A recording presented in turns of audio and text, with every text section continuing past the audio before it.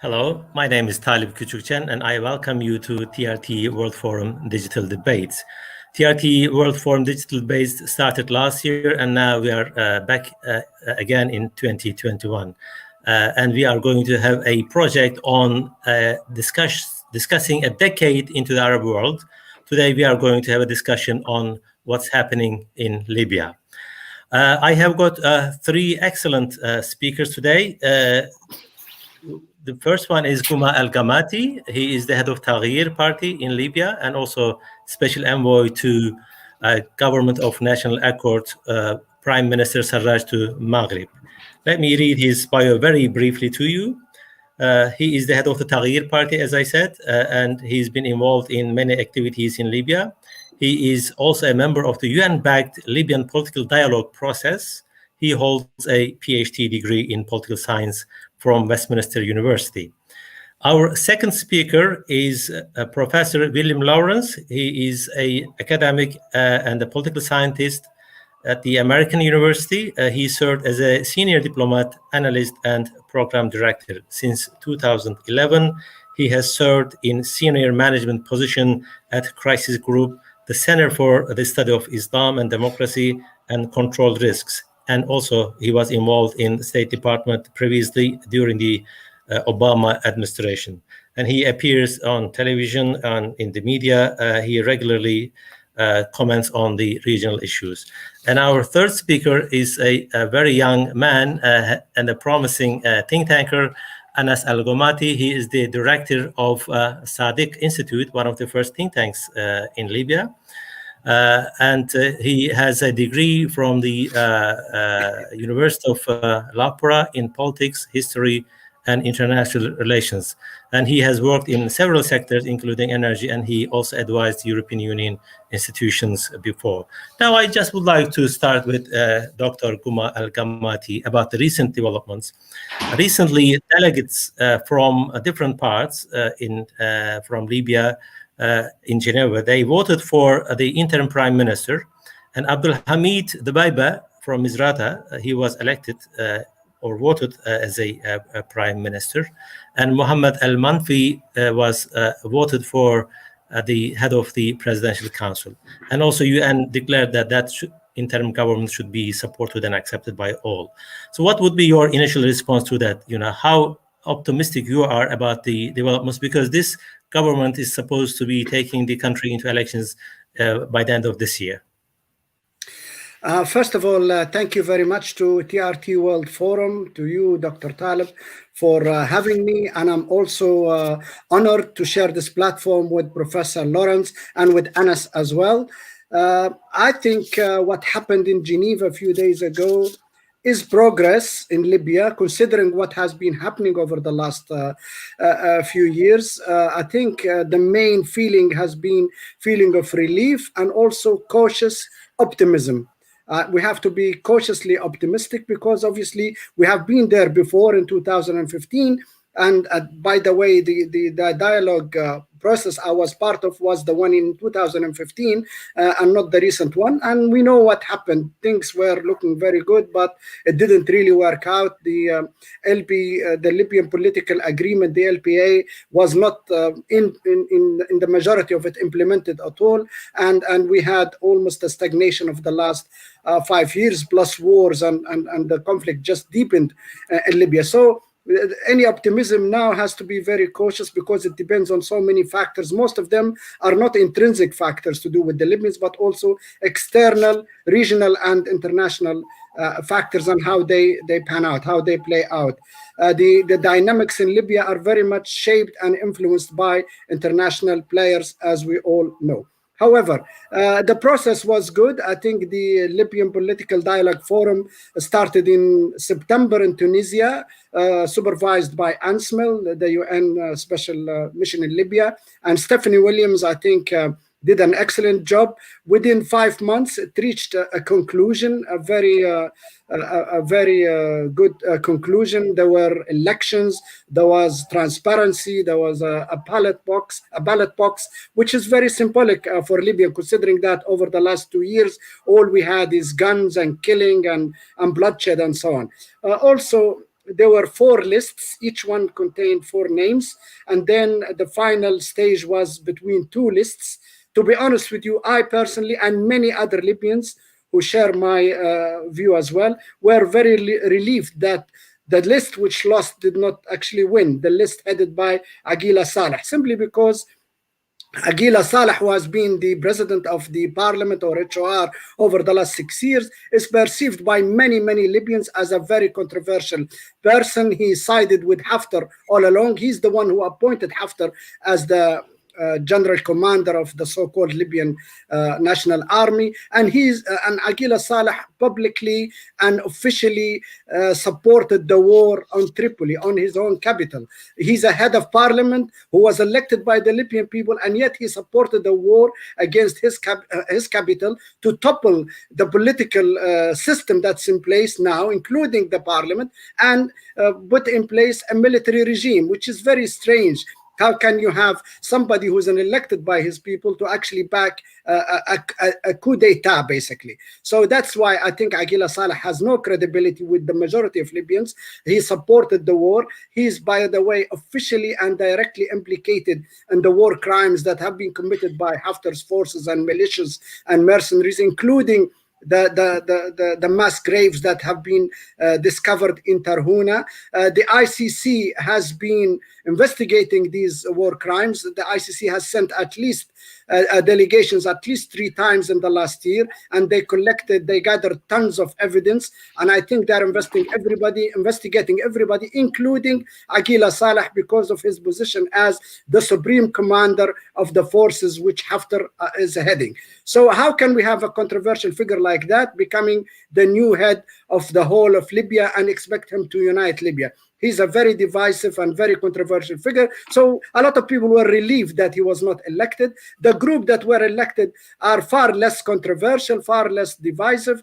They can actually reach out to almost all Libyans. They can travel all over Libya. They can go to the east, to the west, and so they are in a much better position to bring Libyans closer together, which is what we need. We need accord between Libyans. We need national reconciliation between Libyans, and we need to move forward, and we need to have those elections already penciled for the 24th of December of this year.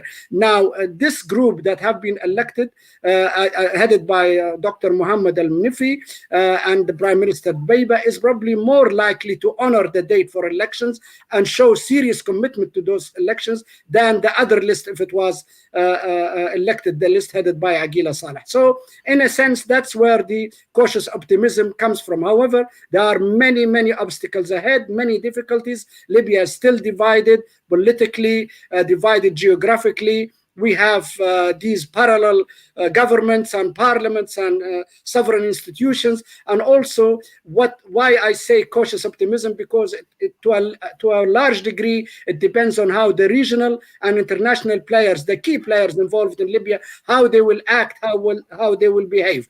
Of course, from what we've heard from them over the last 2-3 days, they've all issued statements welcoming the elections, welcoming the new group, and showing willingness to work with the new set of leaders. But the proof of the pudding, we have to wait and see. We have to wait and see if these words. Dr. Guma, we will also look at the challenges maybe in the other parts of our discussion. In 5 seconds, it all depends on how the regional and international players in Libya will behave, and will they support this new government, genuinely give it support, or just give it lip service on above the table and actually hinder it under the table. That is the key question, I think. Okay, now let me turn to Professor Lawrence, whether he shares your, let's say, optimism. And Libya's conflict has been marked by a series of failed peace processes, and whether this is a new one, whether this will fail or not, we will see. What is your initial assessment of that success, if we can call it success? is it really a realistic, let's say, roadmap that we can have in our hand, or it is going to be whether it is going to be accepted widely by the Libyan, let's say, groups? What is your assessment, and what are the major actually challenges that we can see given the current situation in Libya? Well, thank you for bringing me, and I'm happy to cede 5 seconds to either of the Gomati brothers when they need it. But they even though I've spent over 35 years working on Libya, they have spent more time in Libya than I have, and so I'm looking forward to hearing what they have to say. But let me start by saying that I share Dr. Gomati's cautious optimism. I think most of the international community does. I think I wrote down about 9 pages of things that I'm optimistic about and pessimistic about, and the lists are quite long. But let me tick off some of them. I think what was wrong with the Skhirat agreement of 2015 is also wrong with this agreement. We haven't settled on who's in control of the military yet. We didn't have everybody there. We don't have clear buy-in from the outside institutions that weren't included. So there are many issues that remain to be resolved, very thorny and sticky issues, which you'll be hearing about from the other speakers.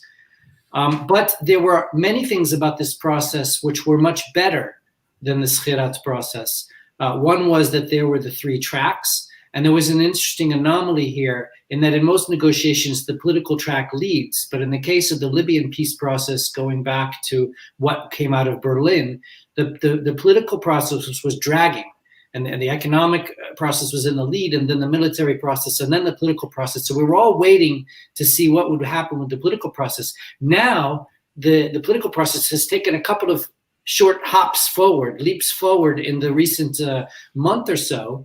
And so now it drops back to the military aspect, which I know Enes will speak to as well, that the militaries there's a list of things they agreed on in October, almost none of which that have been accomplished, including how to bring the 2 military sides together, something that was also not really even factored in much to the Skhirat process, since that was a political process. And so there are many spoilers here. Dr. Gomati listed some of them. But I think the crux of it is that the eastern side is still preparing for war, and Haftar has not signed off on the current agreement for a number of reasons that we can get into. Their mercenaries are still coming into Libya. The Wagner group and others have been building a trench between Sirte and the Jufra airport, I believe, to the south. Why do you build a trench in the middle of a ceasefire? And although we've seen ever since December 2019, Egyptian and Russian willingness to participate in the Berlin process and now this Libyan peace process in very interesting ways. We have not seen that from the UAE yet, who remain a wild card, and they've been underwriting most of the mercenaries who are in Libya. And so that's a big wild card here. You know, what role can the US play? We'll get into that, you know, in terms of pressure on the UAE. And then what will the international players do to rein in Haftar? Because right now it looks like Haftar is very much in a wait and see mode and a potential spoiler mode. And I'll finish by saying that even though I share Dr. Gomati's pessimism about the chance of success if the Aguila Salah list had been elected, now the result is the opposite. Aguila Salah is out. Haftar, who was in many ways controlling him, is not in.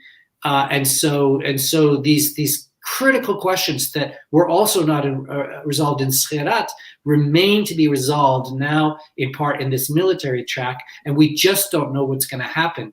Let me just conclude by saying, getting back to the way you phrased your question, peace processes always fail until they succeed.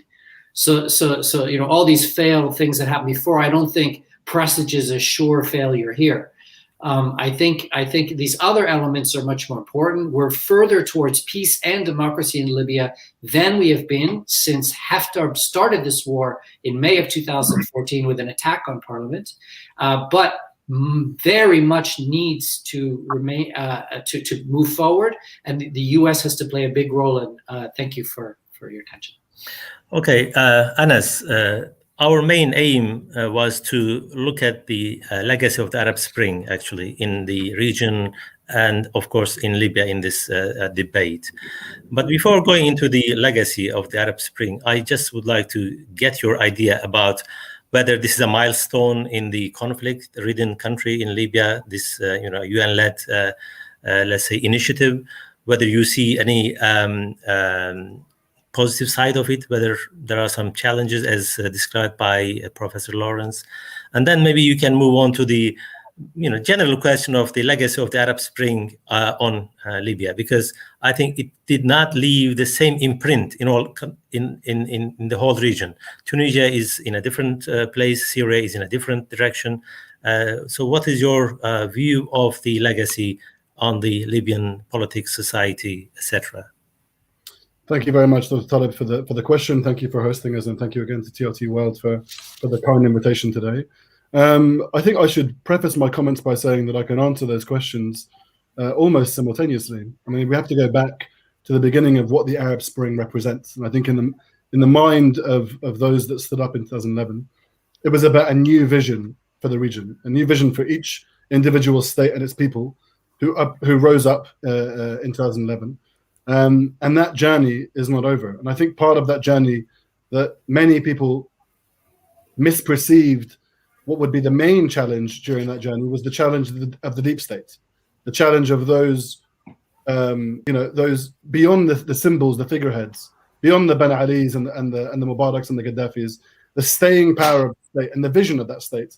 And I think today, when we're looking at what is happening in Geneva in Libya and the Libyan Political Dialogue Forum, I think to answer your question succinctly, it's a milestone.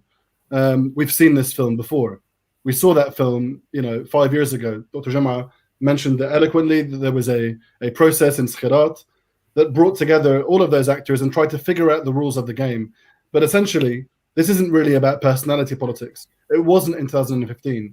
We talk about Haftar, we talk about Agil Salah, we talk about Fayez Sarraj, but there was something deeper, I think, in the minds of those that stood up in 2011, those that stood against it. And I think if we take the regional view, I would say that the Arab Spring represents a new vision of the state. And I think that is really where we are today in Libya. There are two competing visions of the state. And I would say again that those two visions of the state are deeply irreconcilable. On the one hand, we have a very forward-looking vision of the state that tries to establish a civilian-led, accountable, democratically elected figurehead that controls the state but is accountable to its people. And there are structures that we need to have in place to ensure that, beyond surface level personality politics of who is from the West and who is from the East, we need to have structures that ensure that. And there is certainly that vision, that culture that exists in segments of Libya. You could argue that it exists all over Libya. Every city and every region of Libya and every town of Libya experienced this revolution in its own way, in its own intercommunal local way. On the other hand, we have a deeply regressive, backward-looking vision of the state. And that I would say today that is represented in the personalities of Khalifa Haftar and Agil Salah. And the idea and the vision is to establish control over this civilian authority that is supposed to establish its control over the military.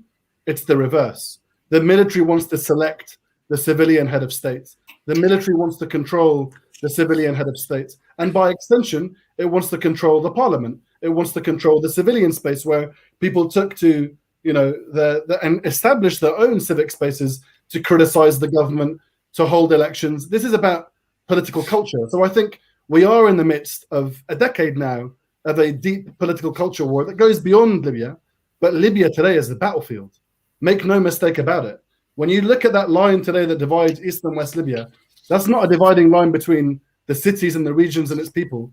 It's a dividing ideological line. It's like the Iron Curtain.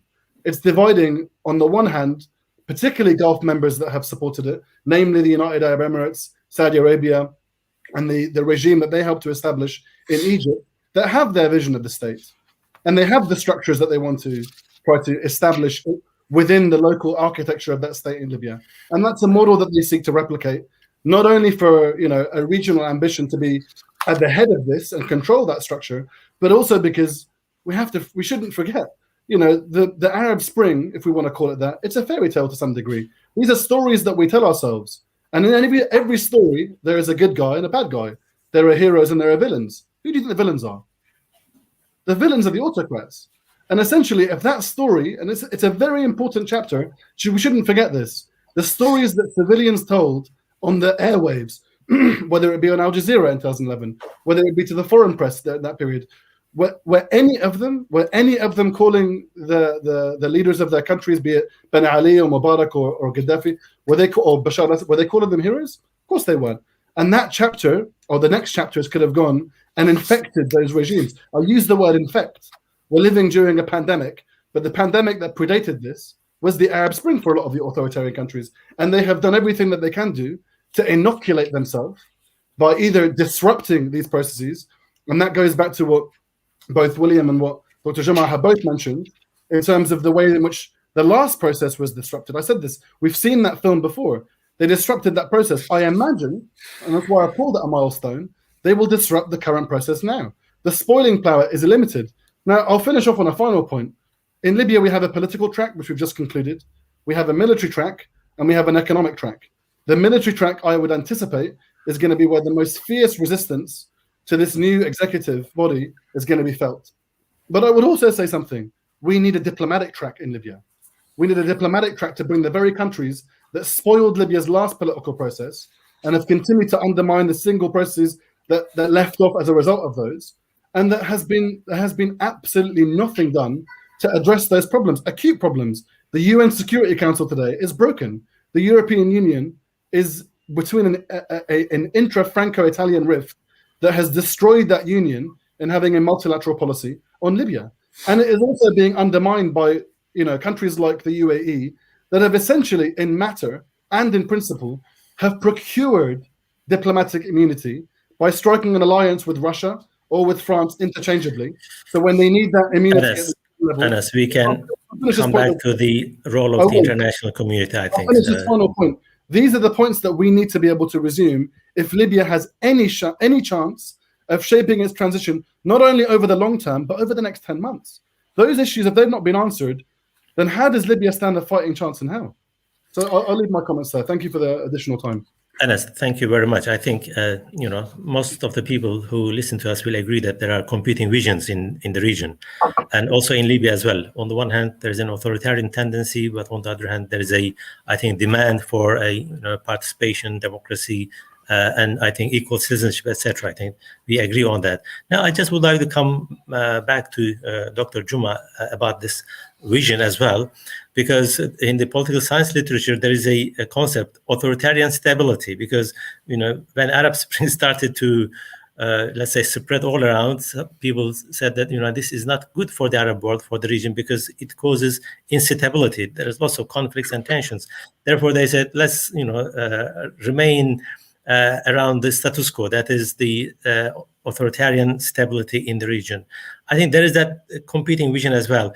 Do you think, Dr. Juma, that this counter-revolutionary vision in Libya is influential today? This is my first part of the question. Second part of the question, as Anas, I think, alluded to, whether this agreement in Geneva will be accepted largely by the groups in Libya, because if it is not going to be accepted, yes, it is just going to be maybe a diplomatic initiative that will be put on the shelves again. Everything will start from the beginning.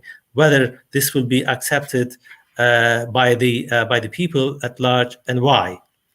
Some people might say yes, it will be accepted. Some might say no, it is going to be not accepted easily. Thank you for that question. Let me start by saying, if we take a holistic or panoramic view of what happened in the Arab world over the last 10 years, the start of this Arab Spring in Tunisia, then Egypt, then Yemen, Syria, Libya, what was it all about?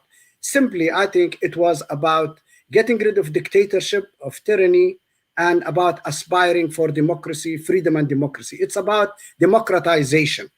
And here, since you talked about the political science literature, let me refer to a book I read many years ago, which is well known, and I'm sure Anas and Professor Lawrence know very well about, which is Samuel Huntington's The Third Wave book. He talked about democratizations in the last 150 years, and he said it comes in waves, when sometimes some democratizations stumble and regress for a while, but then they tend to sort of make it and move forward and succeed. Portugal is probably an example. So what we have in Tunisia, in Libya, in a way in Yemen as well, and even in Egypt and Syria is, yes, we have a democratization progress in place. It has regressed, unfortunately, sharply in Egypt.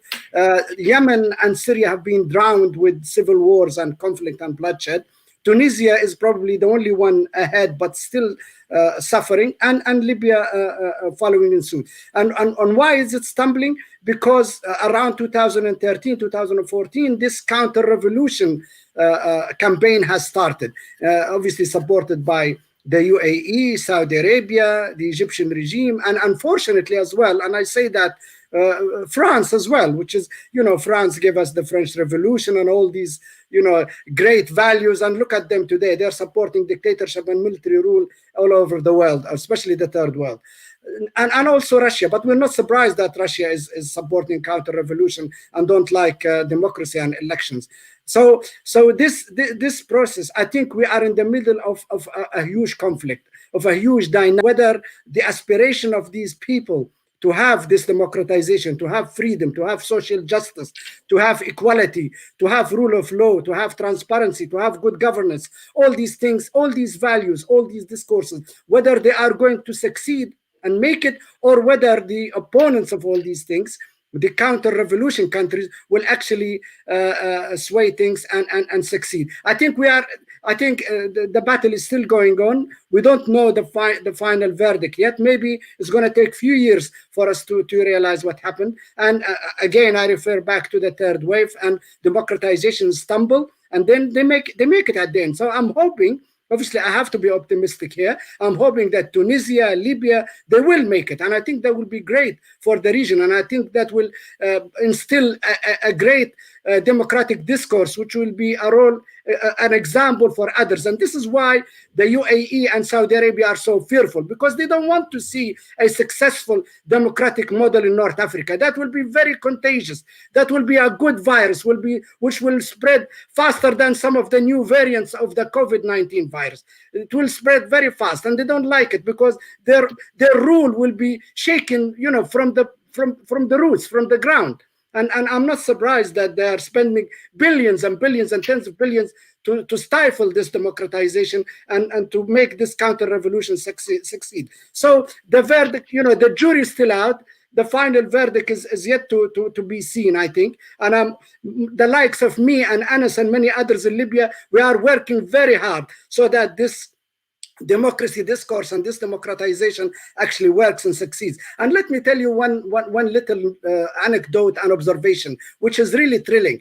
I'm now seeing young Libyans who are 20 and 22, who were 10 years old and 12 years old 10 years ago, and who have a completely different paradigm, completely different outlook to things. They love participating in civil society organizations. They love joining political parties. They love this freedom of media and social media, of expressing themselves fully and fulfilling their aspirations and participating in this worldwide knowledge and accessing knowledge and so on. So I think this will be a very promising trend for the future, but definitely we are in the midst of a battle between two discourses: a democratic discourse and a reactionary authoritarian discourse who wants to prevent this democratization from take place, and the verdict is still yet to be seen. Now, with regard to this agreement in Geneva, whether it will be accepted by all groups,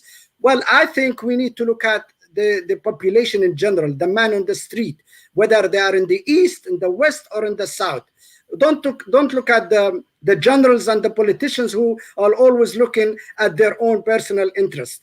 The man in the street, they want anything that is optimistic to clinch to. So yes, many of them expressed relief and optimism that this will actually move things forward, progress things, and go to elections. And I know elections are not ideal in Libya. We never had elections for almost 42 years or 50 years. We only had elections for the first time in 2012, and yet Libyans participated with enthusiasm in 2012. So yes, if we can move forward, we have elections, we have a parliament, we are helping our democratic values and democratic discourse to actually take roots. And I think that is very important. And then we will start to see those green shoots and hopefully can build on them. And that's the role of an old man like me and a young dynamic man like Anas, is to actually help those green shoots to grow and become fully grown trees, democratic trees. So yes, I think the man on the street in Libya is welcoming and accepting the recent development in Geneva, and they're counting on this government to actually, first of all, deal with acute problems which are directly linked to the socioeconomics of every citizen, which is like the problem of electricity, power, and currency, security, and so on. And also, they are looking for this government to deliver those elections and move us forward and put the nightmare of the regression to military rule behind us. But politicians and those individuals who are only looking at their own personal interests, I think at the end of the day, not all of them can impose or impede what the general public really wants and aspires for. Well, thank you very much for highlighting the issues that we have just raised here. Now, I just would like to come back to Professor Lawrence. I asked a question on the general framework of the Arab Spring and its legacy to both speakers. I don't want to leave you out of this process, actually. I just would like to get your brain on that as well. What is your view of the legacy of the Arab Spring in the MENA region in general and in Libya in particular? And what is the role of the Western world, actually, which is supposed to be supporting democratization, civil governments, etc.? What happened that the whole Western nation failed in promoting democracy in Libya and other countries? Well, let me first start by saying that I don't always agree with the Gomatis 100%, but today I'm agreeing with them 100%. I really appreciate it. I often find Dr. Gomati a little bit overly optimistic and Anas a little bit overly pessimistic, but today I think they're hitting the notes exactly right. And so I don't really have to repeat what they said or amend what they said too much. But let me add to what has been said so far. First of all, Huntington's greatest book was not Third Wave. It was Political Order and Changing Societies, 1968, when he talked about democratic tipping points, which usually fail. We just had one that almost failed in the United States, which happened at transitional moments, which are very critical for democracies. And so these tipping points, Libya failed in very predictable Huntingtonian ways, but can still succeed with that same Huntingtonian toolkit. And let me also just point out that the great debate that Anas greatly laid out and Dr. Gomati agreed with is personified right now with the country to the west and the country to the east of Libya, one of which is supporting the Eastern vision that Anas talked about, and the other one that's supporting the Western vision.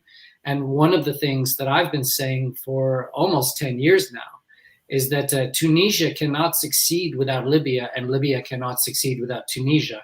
And the way in which these two countries are deeply interwoven, their fates are interwoven. Sometimes Libyans will kind of look down on Tunisians and Tunisians will look down on Libyans, sort of brotherly competition there. But when you really get to the heart of it, Tunisia and its experience is at the heart of setting the example, including for the constitution, that Libya needs to achieve, and elections and everything.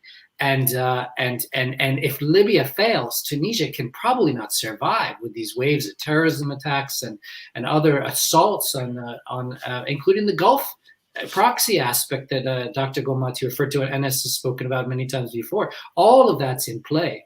And because of that, Anas is exactly right about the diplomatic track.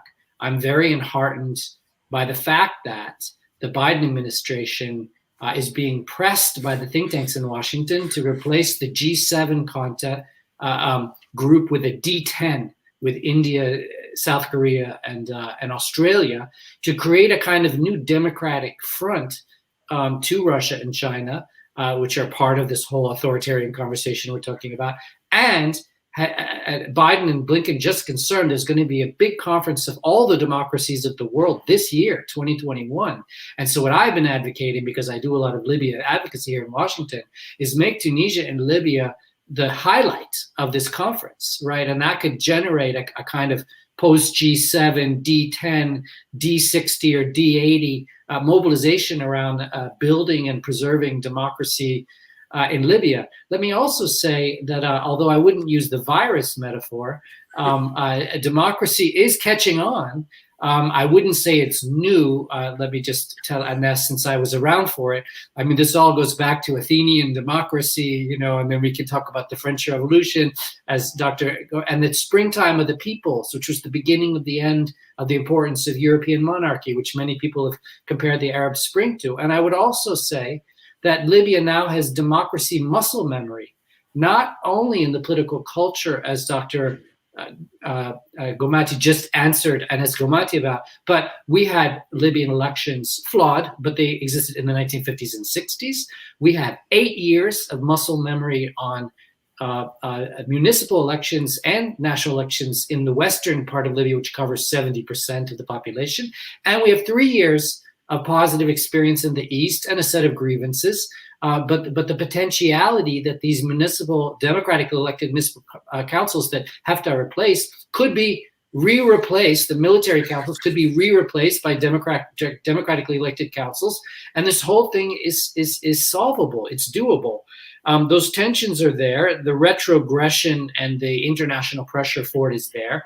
The U.S. and the West failed for many reasons, some of which go back to the Cold War. There are many aspects to the failures, but a renewed, reinvigorated push for democratic outcomes in the West could happen this year. And even within France, one of the main reasons democracy is receding in Europe has been the migration issue, which is one of the reasons why the Europeans are overly obsessed with African migration coming out of Libya, because of its existential threat to the European Union and to democratic praxis in Europe.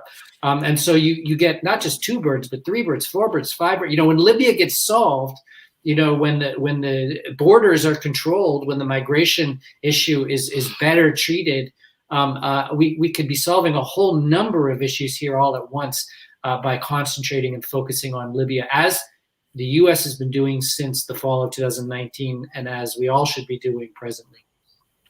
Well, thank you very much. Now, I would like to come back to Anas again, because I interrupted him when he was talking about the interventions of external countries in the region. Now, maybe you can explore this issue, the consequences of interventions by the neighboring countries and by the other countries like Russia. And I think William has already talked about a little bit about it. The intervention coming from Egypt and some mercenaries as well. What is the main purpose of this intervention? That is the first part of the question. Second part of the question: how Libya can deal with it? Whether you can circumvent it, whether you can prevent such a intervention. If not, what will happen? I mean, thank you for the question. It's a difficult one to answer very quickly. I want to just touch on something that you asked, and I think it's a very important question, Dr. Taleb, about this notion of authoritarian stability, because it's very important in the climate and the era, the epoch that we live in now. What we're really saying is people should be quiet; they shouldn't talk.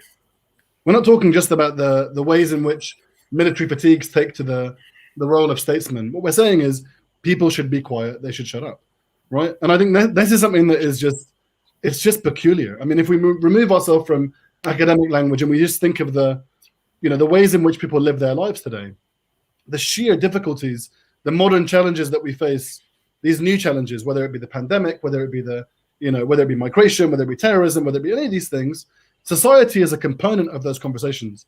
The governor and the governed need to have those kind of conversations. How do we do it?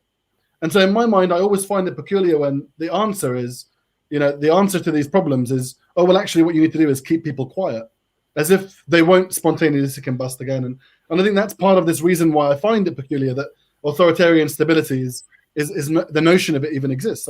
I just can't see how it works in a place like Libya. I can't see how it works long-term in a place like Egypt, where you have really, really sheer difficulties, and you expect the culture of the military that say yes sir, no sir, to be able to kind of deal with those creative problems where you need, or these difficult problems where you need creative solutions. Now, back to the initial question that you asked about why we have mercenaries in Libya. I mean, I follow Libya from a micro level, and I really look very clearly and quite carefully at the concept of the Libyan National Army, right? The Libyan Arab Armed Forces, as it's often always referred to as well.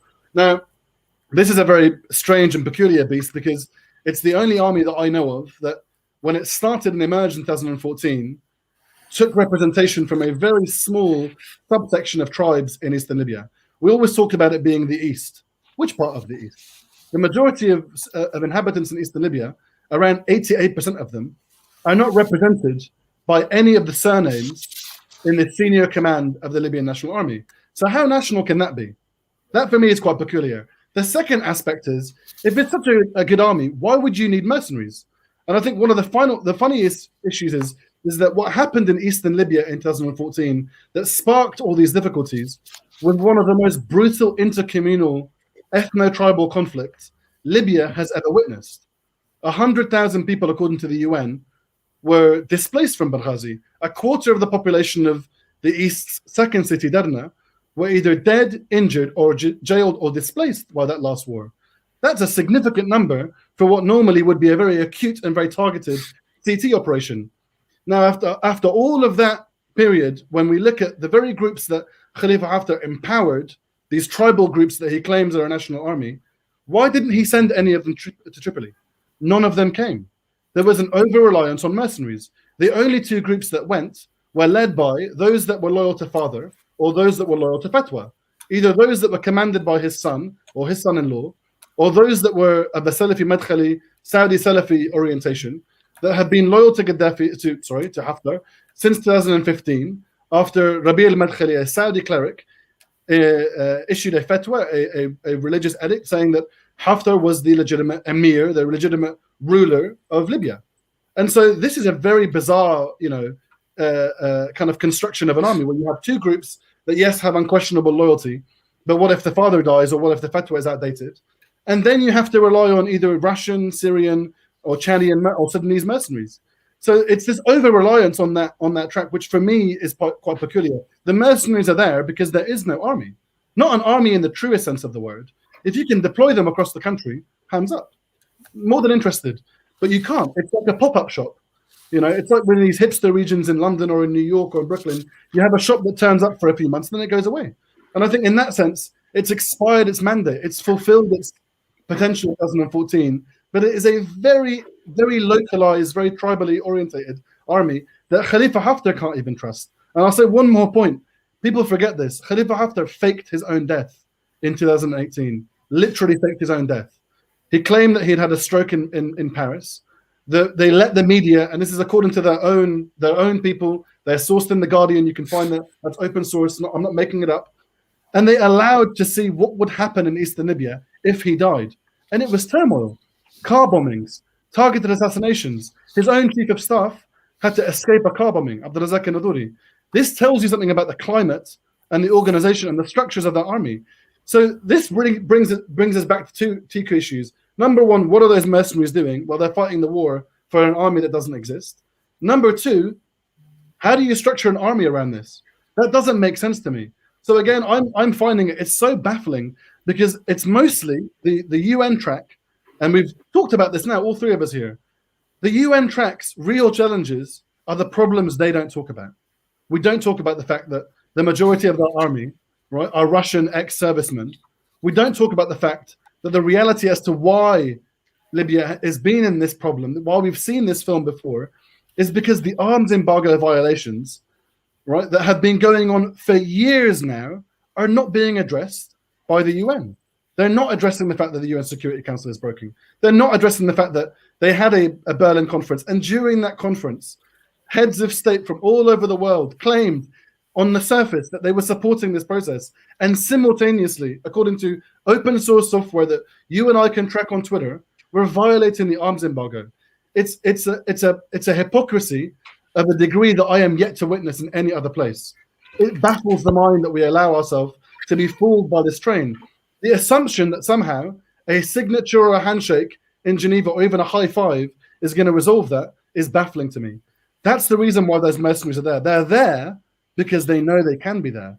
The Russians specifically, amongst all, are the ones that I find the most intriguing. Because whilst everyone else is playing checkers, they're playing chess.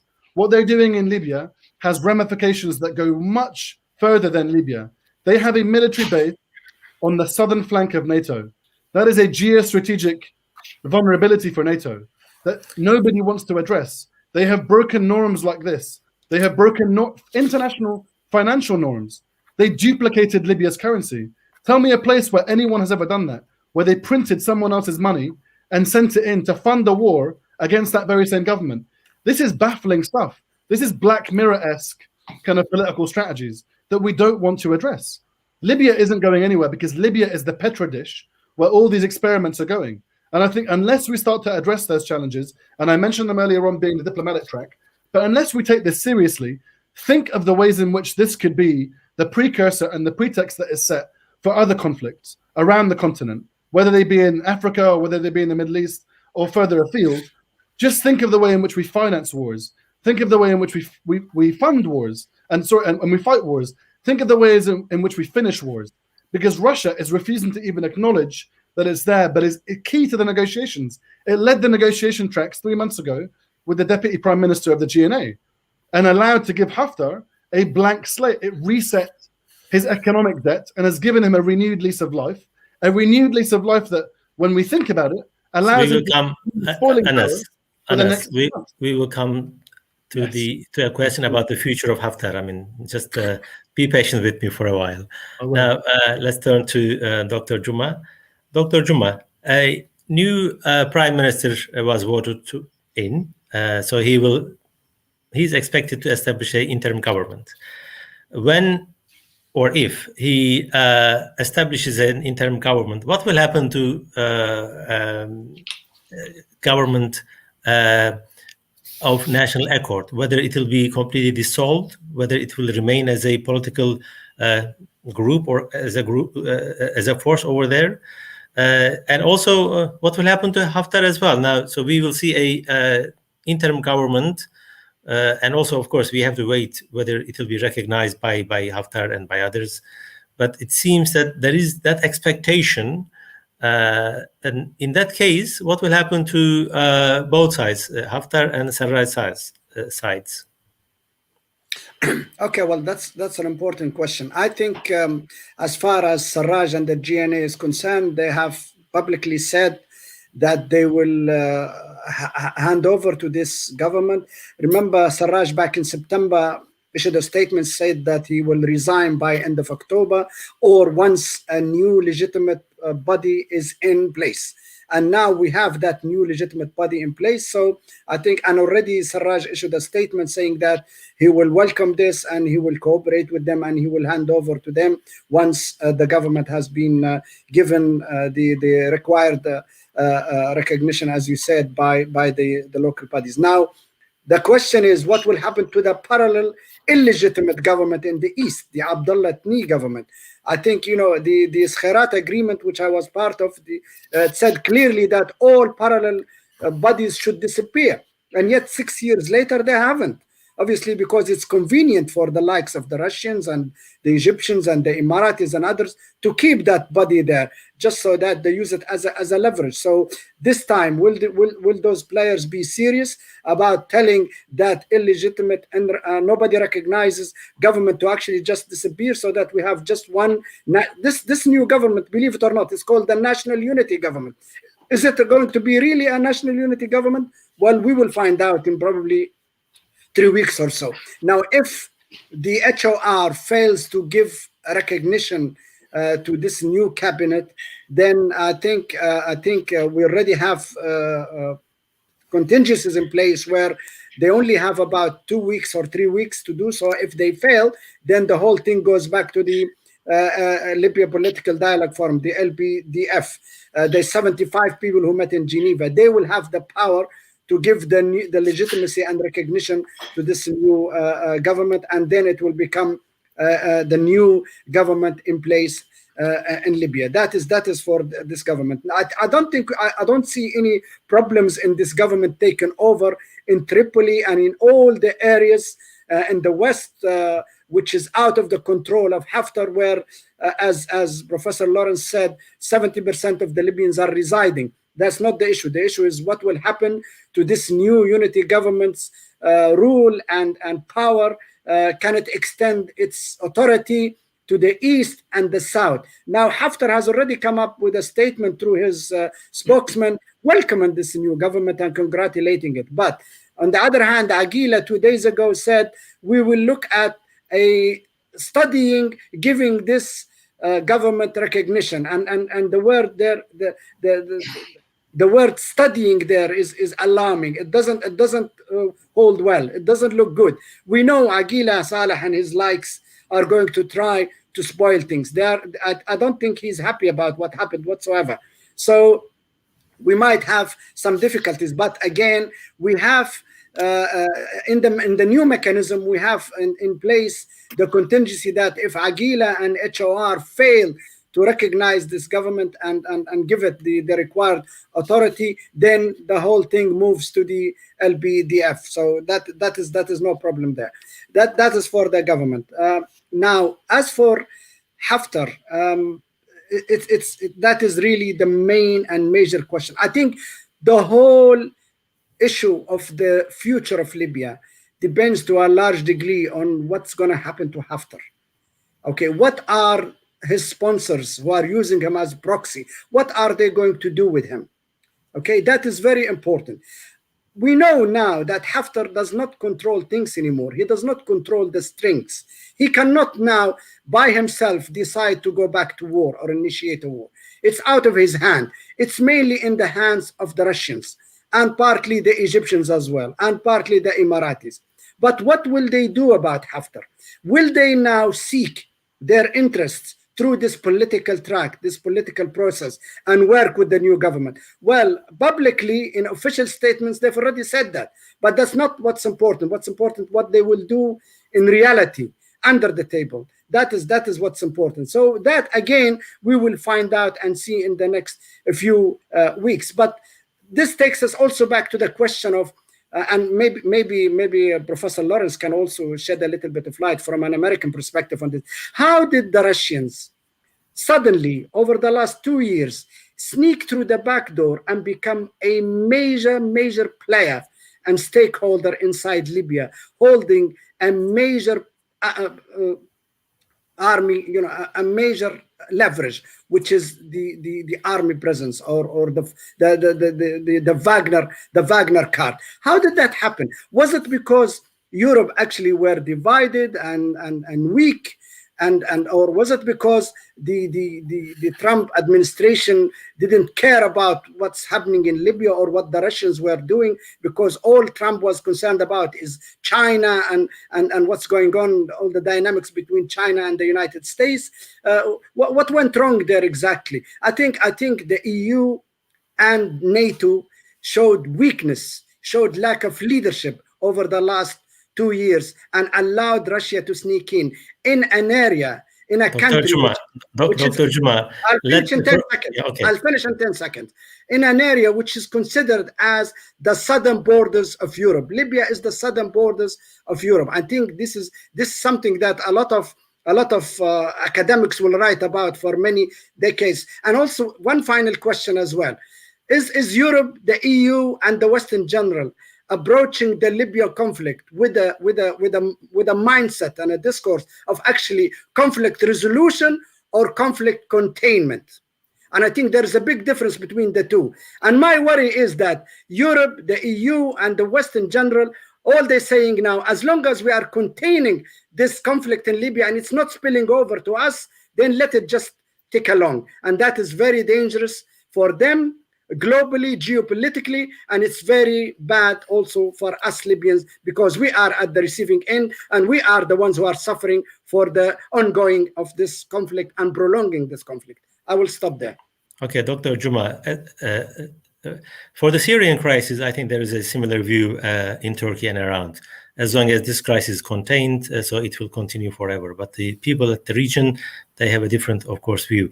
Now the floor is yours, Professor Lawrence. I think my job became easier because Dr. Juma asked you the tough questions. Yeah, he asked me 3 or 4 questions there. I think I wrote them all down. And I will be channeling a little bit what Anes said, because he gave part of the answer to Dr. Gomadi's question already. It is true that Europe is divided. It is true that Trump is corrupted by the Russians in ways we don't fully understand yet, but we know the broad parameters of that corruption, money laundering, and all that. But that wasn't critical here. What is critical here is Putin's strategy, which involves the Wagner Group, and the way in which he won in eastern Ukraine and Crimea and mobilized Wagner Group in 8 countries in Africa, in Central African Republic, all over, one of the Congos, Wagner's group all over, is the Putin plan. It's very interesting, the Chinese and the Russians, because the Chinese are everywhere, and Russia's always in about 6, 7 countries in Africa at a time where they're deploying Wagner Group and trying to control certain interests, which point here is that Libya is a rentier economy, it's a distributive state, and it has a domestic spoil system and an international spoil system. And it's very important to say that when Haftar went to Moscow in December of 2019, there was a falling out. He left, I believe, in the middle of the night on an Emirati plane. And that's when Putin decided to go to Berlin, the 55-point Berlin communique, and then abstain at the Security Council only because they didn't like the term mercenaries, but otherwise the Russians were in favor. The Russians had a big push on dealing with the Western Libyan government to see that their contracts back to the Gaddafi period be respected, and the Egyptians have been talking to the Western government as well. So it's all about the spoils, as I wrote, the Benjamins, to use an American phrase, because as long as the spoil system remains in place, even Aguila Saleh will be pressured because of the international interests to respect some rearrangement of what's going on. And this is one of the reasons why you can't really solve all of the big problems if the way to get to peace and stability is deal making. So unfortunately, what you kind of have to do is you let all of these warlords, and I would characterize some of the domestics and the internationals as warlords, kind of promise of the piece of a pie, and then you institute a rigorous, transparent distribution of spoils, because you can do that. It all flows from the oil revenues, and you can put transparency in place. And if you let me say something I wanted to say somewhere in the hour, I'll just say it now. We do have things going better in the ways that Dr. Gomay has been saying west, where most of the population is. And we have long-standing historical grievances in the south and the east that have not been addressed yet, and they're at the root of some of the sociology of the Eastern Libyan armed forces that Anes was getting into. So I've been saying for some time now, if you're going to have a per Libyan head distribution of oil and gas revenues to the population, 1 for 1, right? Which is the way the system's set up. And if you run it transparently, you can do it, and you can try to fight against corruption, etc. How about a Libya reconstruction fund separately, that it deals with historical grievances of the South and the East, but also rebuilds the West based on the war that just happened and the crimes of the Gaddafi period? A separate construction fund, a reconstruction fund, social fund that says to the South and the East, yes, we understand that you have historical grievances that we need to address. Here's a separate mechanism that will also be transparent to address those grievances, and that to some degree could pull the rug out a little bit from the Eastern grievances that the Eastern power structure that NS so articulately defined is defending. Let me say one other thing I wanted to say as well. that two other things. First, the U.S. policy hasn't been run out of Washington for about 5 years. It's been run out of AFRICOM, out of Germany. And that was deeply connected to the Berlin process. And they are very concerned about the geostrategic aspects that both Gomadis raised here, from the Russian printing of the money to the basis to all of that.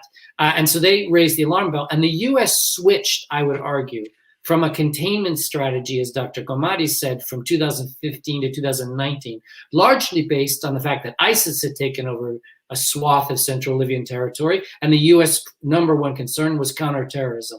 But I think the U.S. began to change in September 2019 because of the increase of Russian forces there, and went back to, well, yes, we actually need to help the Libyans solve, and that's why the U.S. got so involved. And I would say my friend Stephanie Williams was both highly skillful and lucky and American, which was very crucial to her success here because of the historic grievances Libyans all have towards Europe, right? And they have some grievances to the United States, but they're not the same. And so much of the Libyan elites were educated in the US, have connections to oil and gas and all that. Let me say one other thing.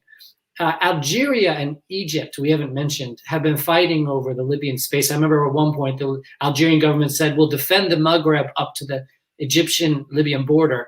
And Algeria is going through a very tumultuous time now that reflects the democratic aspirations that Gomadi was talking about and the regional concerns that Algeria has always had. And so watch Algeria, because if Algeria starts getting its stuff together, which is entirely possible here, they could also be part of a strengthened Maghreb, which has a line in the sand that Gomadi mentioned, about a democratizing Maghreb against and Western Maghreb against Eastern forces that are anti-democratic, and will not include Turkey for a moment here. But there's a kind of a line in the sand there, and the geopolitics of this are going to get very interesting in the coming months of years because of these democracy aspirations, which are more deeply rooted now in the Maghreb than they are in the Mashriq. Well, thank you very much for answering Dr. Juma's questions, but I keep one question to the last round, so we will have a very short last round. Now, coming back to you, Anas, you talked about the military forces and also the position of Russia and others. What is your take on the future of Haftar? Whether his forces could be integrated into the regular army, if that is going to be any regular army in the future, how that will play out in the future of Libya? Yeah, I mean, I'll go back to what I said. It's these structures. I think we can stop talking about personalities. Haftar is really not important. I mean, in terms of his military past, in terms of his political history, he has a very checkered history that everyone knows that I won't go over. But essentially, this is not someone that has the finger on the nose. Don't worry, I know what's going on here, and I've got the solution. That's not him. I mean, he has failed repeatedly over the last half century to do anything of any kind of political significance. He is the proverbial can of worms, right? So in that sense, what he has established is more like an obstacle in terms of the aspirations to integrate and to unify these two separate halves. And that's really what is, that's the bothersome aspect of this military track, right? So these structures, if we remove the personalities from it, because in Western Libya, it's not really dominated by Western personalities. There is the assumption that we have the Basharas and that we have the Zintanis, and that we have. This is really unimportant. I mean, you don't find people hanging pictures up saying, "Oh, I need to have this guy as my head of the army." That is a separate phenomena, and we know that it's not really about establishing a military. It's more like a political figurehead, a longing in some respects for some communities or some individuals, a longing of the past maybe, and that nostalgia aspect we can go back to if we think about the last decade. But really, structurally speaking, you have two kind of problems. The first is that the structures in Western Libya, which are, they're not an army. I mean, we should be quite clear in Western Libya. You have civilians that picked up weapons. You have some groups that have established a very firm grip on the capital, the Tripoli cartel, for example, as one of those groups. But they're minute. They are minute in comparison to the tens of thousands of civilians that picked up weapons along the lines of what I have called in the past political lightning rod moments. There are big moments that take place in Libya. 2011, the revolution. Thousands of people picked up weapons. They also dropped those weapons later on. Many of them dropped those weapons. It wasn't the hundreds of thousands that we saw that emerged as militia. Many of the militia that we see today in Libya are post-August militias, we used to call them, in Tripoli, because they emerged after the fall of Tripoli. They are criminal groups, many of them. But the overwhelming majority that turned up in 2011, 2014, during the first civil war, and the second one in 2019, they weren't the Tripoli militia. They weren't the cartel. They were people that picked up their weapons a decade ago and then picked them up again. And children, that were 10 years old, 12 years old, as Jamal mentioned, that picked it up again in 2019. These are the kind of people that we're looking at. Many of them don't want to be part of the military, right? So we're not contending with that half, but they will provoke a reaction if the military unification, the Berlin Process's deal, empowers Haftar's tribal-built army. And I should mention one thing. The structures in Haftar's army are identical to the structures of the former regime.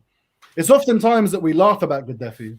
We talk about the Green Book and we talk about all the idiosyncrasies of Gaddafi's personality and what he wore in the tents. That's not how he managed the country. You don't stay in charge of a country for 42 years if you're an idiot. He was a deeply intelligent and quite cunning strategist.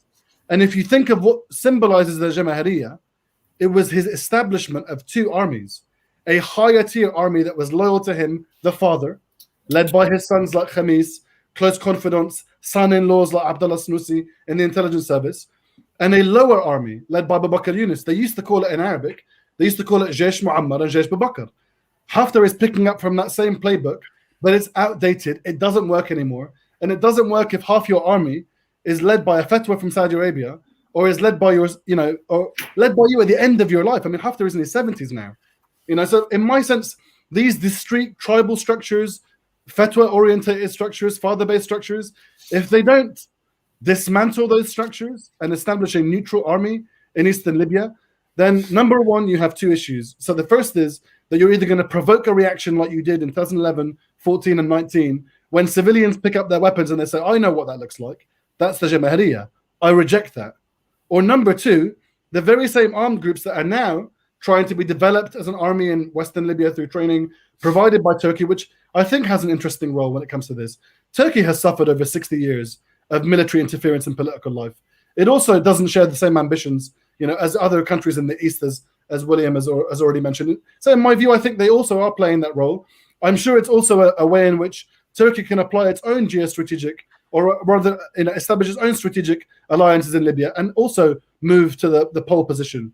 But irrespective of that, there is a synchronization or a harmony in terms of the structures that want to be built in Western Libya and the structures that are being provided by the training of the Turks. So I think we have these two deeply irreconcilable structures, and I just don't see how they can be attached. You can't put Humpty Dumpty back together again. It's not going to work. So either the UN process, the Berlin process, has an idea about how it's going to dismantle either the tribal networks, father networks, fatwa networks in Eastern Libya, and some of the criminal networks, and there are societal tribal networks that do exist in Western Libya. They're just not as pronounced, and they're not deeply as ingrained in the structures of the military or the quasi-military in Western Libya. But this needs to be the architecture of the next state. That is the biggest plague of Libya's state. Either they're going to build a neutral, subservient military, and we can ignore all this personality nonsense because it's tosh. I'm done with talking about it. Most analysts are done with talking about it. I don't care what uniform Haftar's going to wear or what hat he's going to wear on his next trip to Moscow. That stuff, leave it to the pundits, right? The analysts should be thinking about structures. We should really be thinking about that, because that's what the architecture of Libya's state's going to be. Whether father or mother nature takes Haftar away, or he extends his life through another drug or whatever, it doesn't really matter. The structures that are in place are what everybody is watching for, and they're built on experience. Libyans know what they fought against. Libyans know what they rejected. Whether we know what they rejected or not is not important. They know what they perceived, and they will probably go back to fighting it. And I think, again, this comes back to what the UN is trying to broker as a long-term process. If it thinks by shuffling the process, by enamoring certain individuals or giving them control over structures, that somehow shifting legitimacy will just be, everyone's okay about it. I don't think that it's got staying power. I think that's going to be the most deeply unstable part of the long-term roadmap. And if they don't get that right, Libya's got many civil wars ahead of it, regretfully. Well, thank you, Anas. I think this is a very realistic analysis of the situation on the ground. And if things are related to structures rather than the individuals, I think Libya has quite a big challenge that needs to be addressed. And now, Dr. Juma, my last question to you is, about the corruption issues, and there will be now incoming government. How do you think this government will deal with this issue? And also, whether do you see any emerging problems or, let's say, challenges before the elections? Now, we have got quite a long time for the elections. It is scheduled. There is no exact date, but it's supposed to be by the end of this year, in December 2021. What are the main obstacles for the elections? Maybe it is it's a premature question, but I just would like to see your insights on that. No, it's a very legitimate question, which myself, heading one political party, is pondering all the time, every day and every night. And also the question about the corruption is very important as well, because it could be seen as one of the obstacles, major obstacle.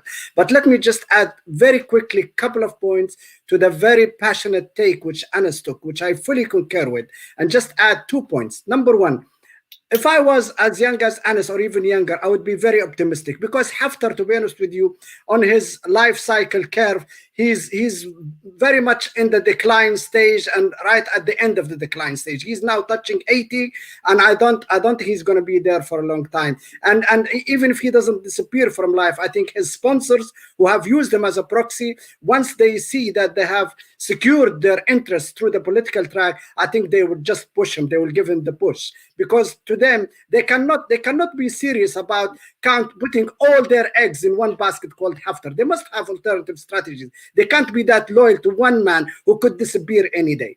That's one thing. The other thing, while we are waiting for Haftar to disappear, we can't just wait for Haftar to disappear. We should be on a parallel track, working very hard to do the genuine thing which Anas alluded to.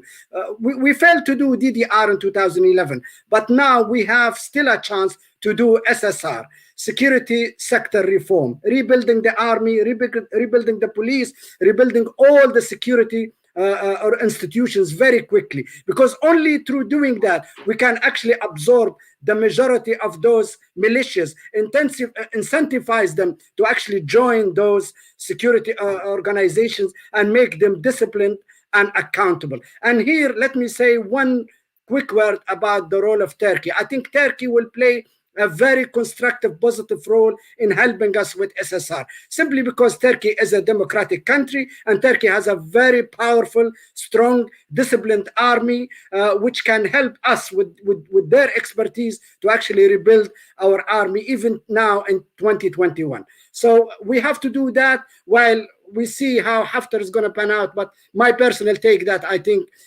he's seen the best of his days, and I think he's declining very fast, and I think he will disappear one way or the other. That is just a couple of points I wanted to add to Anas.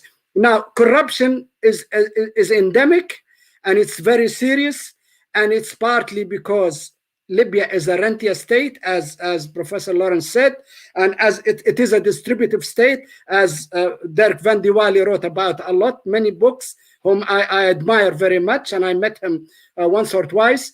And because of the rentier distributive state nature of the economy, corruption is rife. Also, post any revolution, there is a vacuum. There are lack of regulatory and monitoring mechanisms, and lack of rule of law, and it's free for all, so corruption shoots up. And to be honest with you, we need a holistic strategy to tackle corruption. I know corruption is a global phenomenon, but it varies. Corruption in Norway or Finland is not the same as corruption in Libya or Nigeria. So we need to try to tackle this and contain it. It's not going to disappear in 1 year or 2 years, but at least we can start reducing it significantly. And partly because there is lack of rule of law, there is vacuum, there are no governance mechanisms at all at the moment in operation. So corruption is thriving. But once we move towards those good governance, good strong rule of law, good regulatory and monitoring mechanisms, we should start containing it and reducing it. That is one thing, but it is a major obstacle. Also, corruption and the rentier economy and the rentier nature of Libya, which means that the state controls all the wealth, makes all these corrupt politicians compete very hard for getting positions into government and in the state, because they know that is the fastest and quickest route to get their hands on a lot of money illegally and run away. And we know a lot of people, and we've seen over the last 10 years people who have transferred millions and probably tens and hundreds of millions outside into bank accounts in countries and areas where money laundering is accepted. So it is a major obstacle, but it's not going to disappear overnight. As far as other obstacles to elections are concerned, my biggest problem and a nightmare as somebody who's part of a political party is how are we going to compete for those elections in the East and in the South? If Haftar is still going to be there, controlling those regions militarily and controlling the security and controlling with an iron fist, how are we going to stand? How are we going to put candidates? How are we going to campaign? How are we going to freely compete? How can we have fair and transparent elections? Because he simply could send his security operators and his militias and so on to fiddle with those elections, to play with, to cheat, to not allow fair and transparent elections. Here, I think we need a strong commitment from the international community. We need a major will and a major pressure from the international community to force Haftar, if he is still there by the time we get to elections, to actually keep out and keep away from those elections and not interfere with them. He might play the other way. He might put his own people up. He might have his own candidates to stand for elections so that he will have a sizable block inside the next parliament that will serve his own political discourse and political ambitions. But stopping him from interfering or preventing elections in the East and the South is a major obstacle. Other obstacles include security and include incentivizing the Libyan electorates to actually participate. If the ordinary Libyan on the street does not see enough bonus intensified enough to actually incentivized enough to actually participate, they will not participate, and then we will have a very, very low turnout. In 2012 elections, we had about 3.4 million take place out of a 6.5 million population. In 2014, we had about, I think, less than 1 million. So in the next elections, unless we have an uptake of about 60% of the electorate or more, then we cannot really say that these elections are successful and that they will produce good members of parliament. So we need major improvement in the socio-economic conditions of the ordinary Libyans on the street to take place. We need security to be much better than now. And as I said, we need the will and the organization, and we need elections to take place all over Libya and not just in the west of Libya where 70% of the population reside. Those 30% who reside in the east and the south must also participate freely so that we can say we have achieved genuine good elections, and it's a step forward on the road of democratization. Well, it seems there are lots of challenges until the elections. Now, my last question is to Professor Lawrence. You worked in the White House, or closely with White House. Now there's a new administration in the US. What are the expectations from the new administrations as far as Libyan conflict is concerned? Second part of my question, what would be your advice to them if you were in a advisory position? What would be your call on the Biden administration to deal with the issue? Because Russia is there and NATO failed to do something, and there is a chaos going on. And what would be the position of the US in the future? So let me start by saying that I'm already advising on Libya to this administration, both formally through an organization and informally through the people that are being put into place. I was also on all 5 Libya working groups at the State Department in 2011. So that's a story that hasn't been written. It was all, within the State Department operations, but I probably will write something about it someday.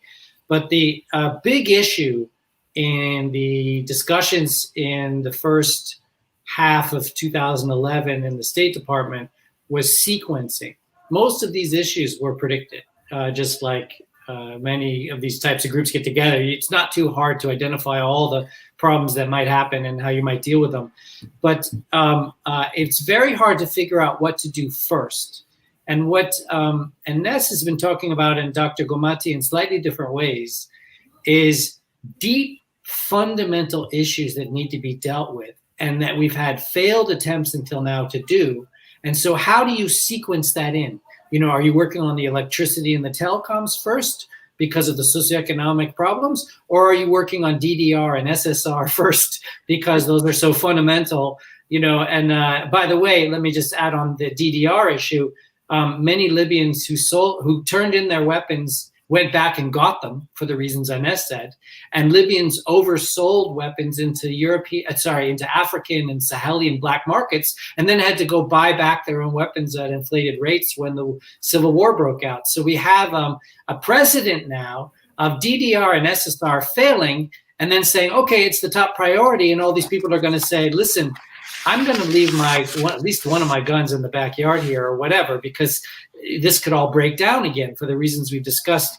And so it's a little bit like the metaphor I talk about in the United States in the 18th century of the Minutemen. You know, everybody had a gun, you know, and you know, you hoped the politics would work out.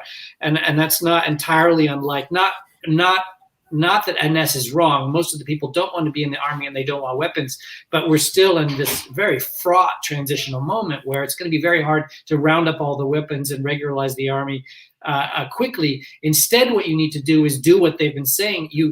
We had the list from October, right? And I think the most important thing on that list, other than the merger of the military commands, which is as problematic as Ines said, is the getting rid of the mercenaries. And that's going to involve this diplomatic track that Ines laid out. So what should the Biden administration do?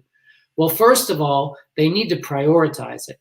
The US bureaucracy is huge. When I was thinking about the questions you sent us before this talk, like where does Libya rank on MENA issues? Barely in the top 10. And where does it rank on global issues? Barely in the top 30. So the goal of people like me and people who care in the Congress about Libya and the think tanks and everything is to raise Libya up on the priority list for a variety of reasons. And I gave you one of them a minute ago about featuring Libya in the democracy conversations and the human rights conversations, which are coming in the Biden administration. Libya, I mean, the Biden administration has what priorities? Pandemic, including international, global economic crisis, justice issues, and climate change. Well, Libya figures deeply in all of these agendas. So it's up to both the friends of Libya in Washington and the Libyans themselves, as we've seen on some occasions, you know, to send delegations to Washington to amp up the pressure on the Biden administration to really feature Libya and make it central. In terms of predicting what's going to happen, it depends on all the factors that we've been talking about here. I do agree with Anas that Haftar is going to try to spoil. I do believe that because, and I meant to say this earlier, the Turks in large degree defeated the UAE drones and Wagner Group in this last 2020 conflict. I mean, it was in some ways, you know, a Libyan Turkish-backed victory against these forces that we're talking about, that these structures are going to have to remain in place to some degree to guarantee the peace, while Turkey signals, along with what Anna said, that they have no long-term interest in military bases or, you know, a corner on the spoils at the expense of Russia or anything like that. I mean, Turkey so far has done the right signaling and should continue to do so. And that's part of, as you alluded to, the overall conversations Turkey's having with Russia and having with the Gulf countries about a whole range of issues in which Turkey sometimes included. I mean, we had that hallucinatory moment in 2020 where we had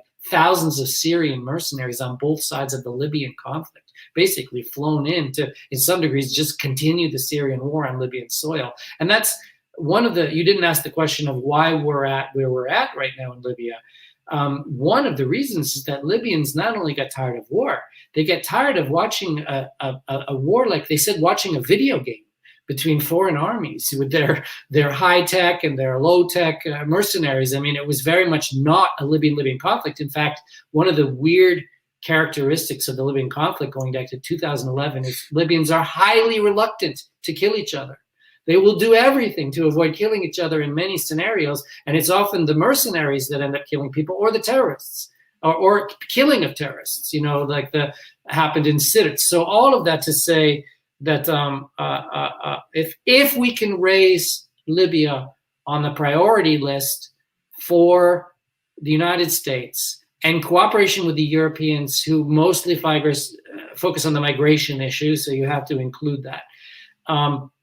Libya is the most solvable international conflict between Yemen, Syria, and Libya, and the other list, even some of the Central African conflicts. Libya is solvable. We're on the brink. It's going to need a lot of international elbow grease. And if I can add one more thing, the UN knows how to run elections in post-conflict situations. So we need more than just UN peacekeepers along that trench the Russians are building for mysterious reasons, but we need UN election observers and a big international. I've been an election observer twice in Libya. I would go back. We need a big contingent of election observers in Libya to make sure these elections take place, because if you ask the man on the street in Libya, their first priority is socioeconomics, as Dr. Gomari said, and their second priority is getting rid of the political class, like the Tunisians are doing. They're getting rid of their political class right now to the extent possible and putting in some new people, and that's highly dependent on successful elections.